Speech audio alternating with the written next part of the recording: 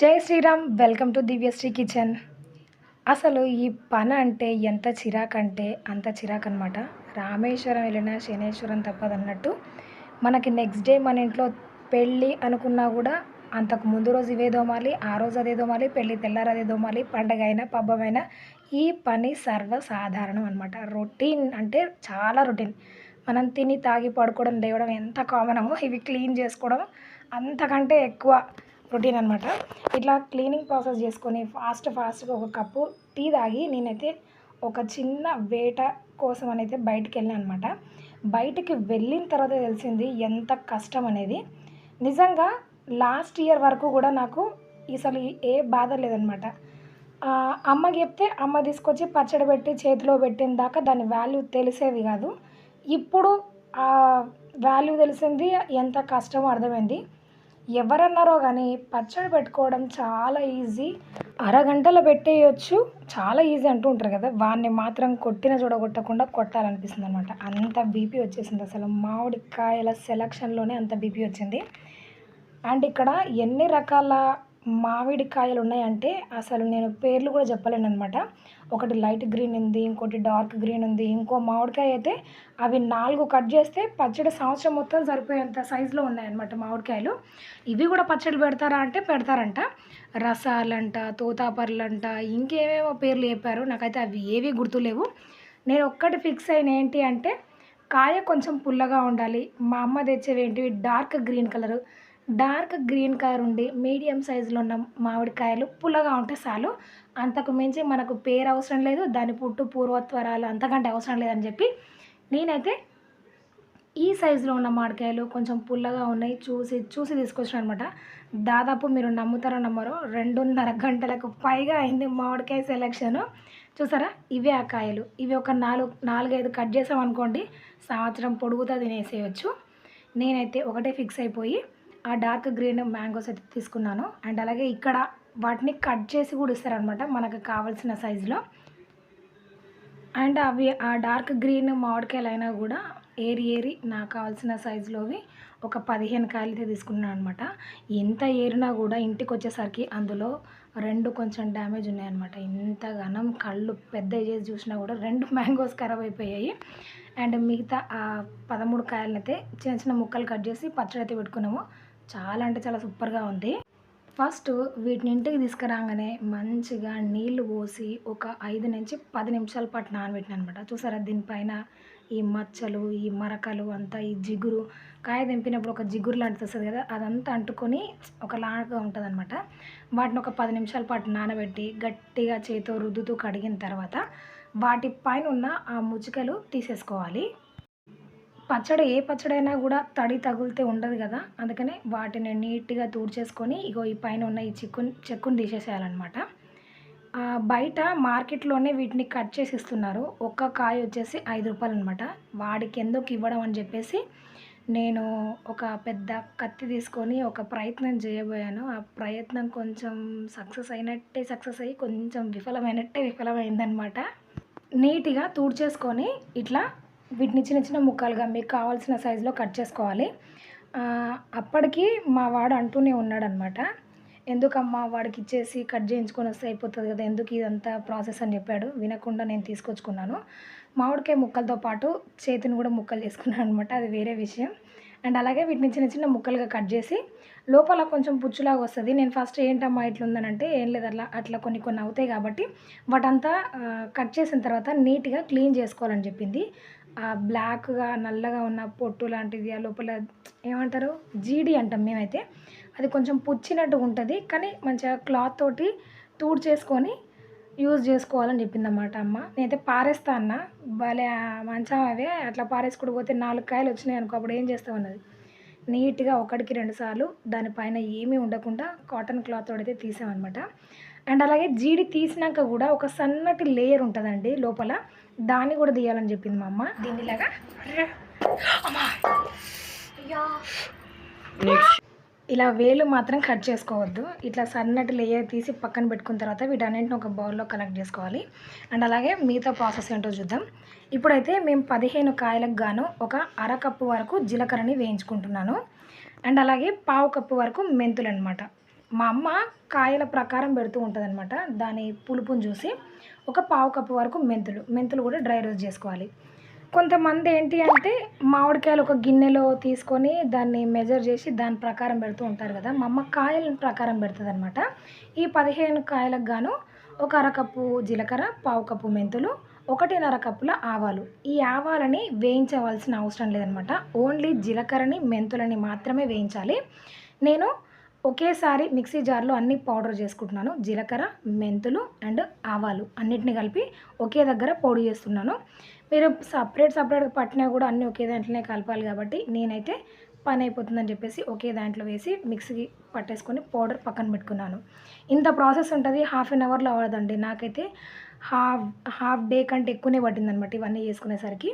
And అలాగే ఒక పావు కేజీ వరకు ఎల్లిపాయలకించి ఒక అరకప్పు వరకు తీసి పక్కన పెట్టుకోండి. ఇవి మనము పచ్చడి కలిపేటప్పుడు ఉత్తగా అట్లా వేసేసామనమాట పచ్చివి.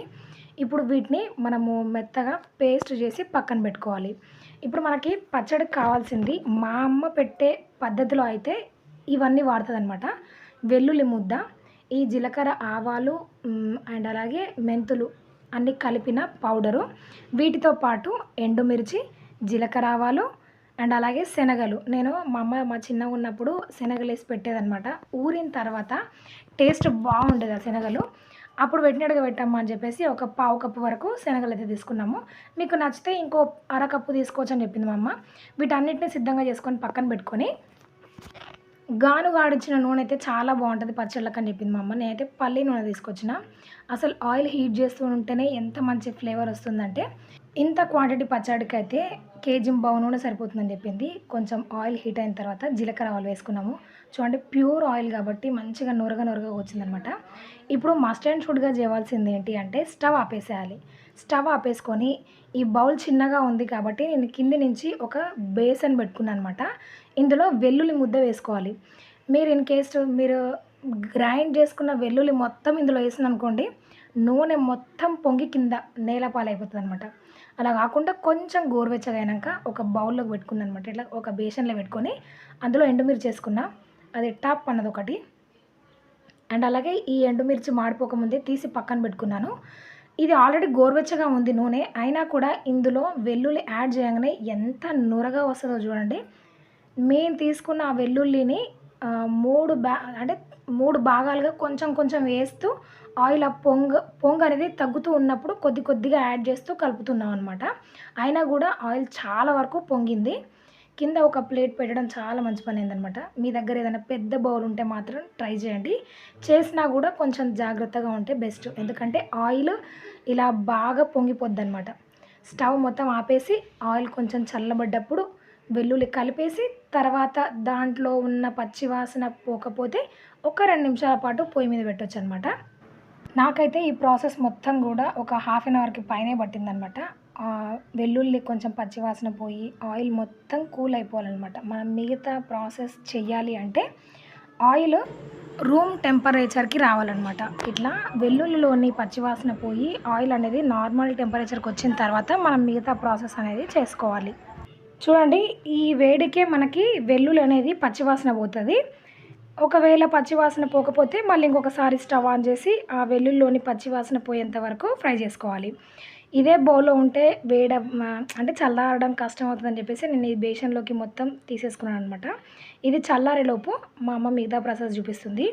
ఈ 15 కాయలకు గాను 2 గ్లాసుల కారం అనమాట. ఇదొక హాఫ్ కేజీకి పైగానే ఉంటది. నేను అంటే ఏమంటారు గ్లాసుల ప్రకారం చెప్తున్నాను. ఇది వెయిట్ ప్రకారం ఎంతో నాకు తెలీదు గానీ దాదాపు ఒక హాఫ్ కేజీ అంత ఉంటది అనిపిస్తుంది. ఒక 2 గ్లాసుల కారం అండ్ అలాగే 1:30 గ్లాసుల ఉప్పు అనమాట. ఈ ఉప్పు పచ్చళ్ళ కోసం ప్రత్యేకంగా తయారు చేసిన ఉప్పంట. పచ్చడిలో ఉప్పు అని ఇచ్చిర్రు. అండ్ అలాగే ఇది 1:30 కప్పుల ఉప్పు అయితే యాడ్ చేసుకున్నాము. ఏమంటారు మేము కారం కొట్టించినప్పుడు కొంచెం ఉప్పు యాడ్ చేసాం కాబట్టి అది తగ్గించాము. లేదంటే చాలామంది కారానికి తగ్గట్టుగా ఉప్పు వేసుకుంటారు. అంటే 2 గ్లాసుల కారం అయితే 2 గ్లాసుల ఉప్పు వేసుకుంటారు. అంటే కొంచెం తగ్గించి వేసుకుంటారు దాదాపు. ఇప్పుడు మనం జీలకర్ర మెంతుల పొడి చేసి పెట్టుకున్నాం కదా! దాన్ని కూడా మెజర్ చేసి ఒక గ్లాస్ వచ్చిందండి. నేను రాదనుకున్నాను. కరెక్ట్ ఒక గ్లాస్ వచ్చింది. అది కూడా ఇందులో యాడ్ చేసుకోవాలి. అండ్ దాంతోపాటు వెల్లుల్లి అండ్ అలాగే శనగలు. నిజంగా ఈ పచ్చడిలో శనగలు ఎంత బాగుంటాయంటే ఒకసారి మస్ట్ అండ్ షుడ్గా ట్రై చేసి చూడండి. దాదాపు చాలామంది వేస్తారు మన తెలంగాణలో. ఇప్పుడు వెల్లుల్లి కూడా వేసేసుకొని అన్నిటిని బాగా కలిపేసుకోవాలన్నమాట. మా అమ్మ పచ్చడి 25 సంవత్సరాల నుంచి పెడుతుందని మాత్రమే నాకు తెలుసు. ఎందుకంటే మనకు తెలివొచ్చింది అప్పటినుంచి కాబట్టి.